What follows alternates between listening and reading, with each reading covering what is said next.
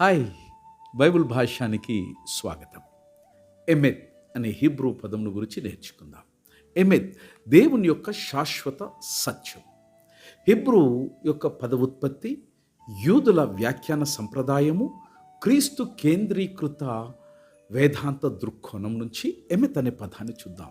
మూల వచనాలుగా నిర్గమకాండం 36వ అధ్యాయం, 34వ అధ్యాయం 6వ వచనం, సంకీర్తన 119, 160వ వచనం, యోహాను స్వార్త 14వ అధ్యాయం 6వ వచనం, యోహాను స్వార్త 17వ అధ్యాయం 17వ వచనం.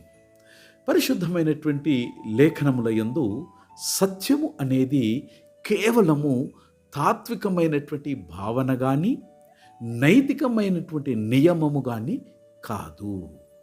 సత్యము అనేది దేవుని యొక్క స్వభావమునకు అవిభాజ్యమైనటువంటి లక్షణం. హీబ్రూ భాషలో సత్యమును సూచించు పదము ఎమెత్.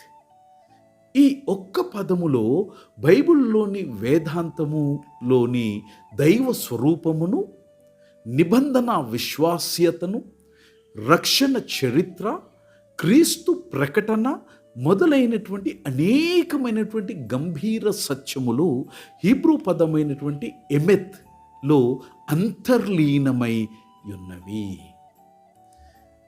ఎమెత్ అనేటువంటి ఈ హీబ్రూ యొక్క మూల ధాతువు ఆమన్ నుండి ఉద్భవించింది.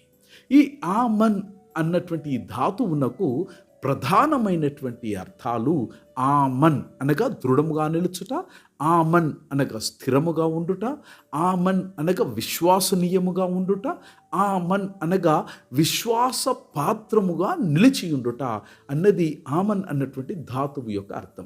ఈ ఆమన్ అనే ధాతువు నుండే ఆమెన్ అనే పదము కూడా ఉద్భవించింది. సంఘములో ఆమెన్ అని పలుకుట అనగా ఇది సత్యమే, ఇది నిశ్చయమే, దీనిని విశ్వాసముతో అంగీకరించుచున్నాను అను ప్రకటననే ఆమెన్. అందుచేత హీబ్రూ దృష్టిలో సత్యము అనగా కేవలము వాస్తవము కాదు. సత్యము అనగా హీబ్రూ దృష్టిలో విశ్వాసనీయమైనటువంటి వాస్తవము. హీబ్రూ పదాలైనటువంటి ఎమెత్ అక్షరముల యొక్క గూఢార్థమును తెలుసుకుందాం. ఎమెత్ అనేది 3 హీబ్రూ అక్షరాల యొక్క కలయిక. మొదటిది అలిఫ్, రెండవది మేమ్, మూడవది టావ్. అలిఫ్ మొదటి అక్షరం, మేమ్ మధ్యాక్షరం, టావ్ చివరి అక్షరం.